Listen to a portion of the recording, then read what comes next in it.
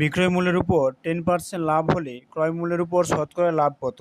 এখানে বলছে না বিক্রয় মূল্যের উপর 10% লাভ, তাহলে ক্রয় মূল্যের উপর শতকরা লাভ কত হবে? ধরি বিক্রয় মূল্য যদি 100 টাকা হয়, বিক্রয় মূল্য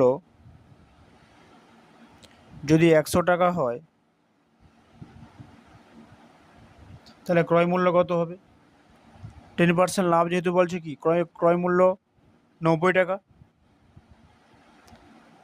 100 মাইনাস 10 ইকুয়াল টু 90 টাকা। এবার এখানে 90 টাকা কী করে হলো? 10% লাভ কি নিশ্চয়ই বেশি দামে বিক্রি করবে, তখনই তো লাভটা হবে। না হলে কি, যে জিনিসটা আমি কম টাকায় কিনে বেশি টাকায় বিক্রি করবো তখনই তো লাভটা হবে।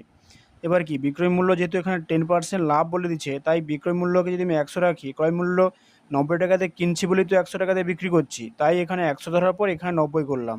তাহলে এখানে লাভ কত হবে? লাভ হয় আমার কি কি না, বিক্রয় মূল্য থেকে ক্রয় মূল্য যদি বিয়োগ করি তখনই আমার লাভ হয়। এত টাকা ইকুয়াল টু 10 টাকা লাভ। তাহলে ক্রয় মূল্যের উপর অতএব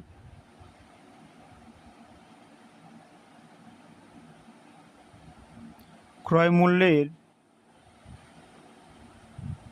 উপর লাভ ইকুয়াল টু কত হবে না, লাভ বাই ক্রয় মূল্য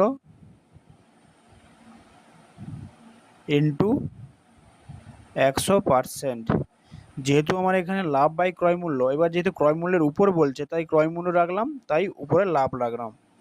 এবার এখানে লাভ যেহেতু আমার 10 টাকা আর ক্রয় মূল্য কত 90 টাকা, ক্রয় মূল্য 90 টাকা বেরিয়েছিল, আর এখানে 100 আছে, 100 থাকবে, এই শূন্য কাটলাম, কত হলো 100/9, 100/9%। এবার 11.1-9%, এটা আমার উত্তর। তাহলে ক্রয় মূল্যের উপর শতকরা লাভ 11.1-9%।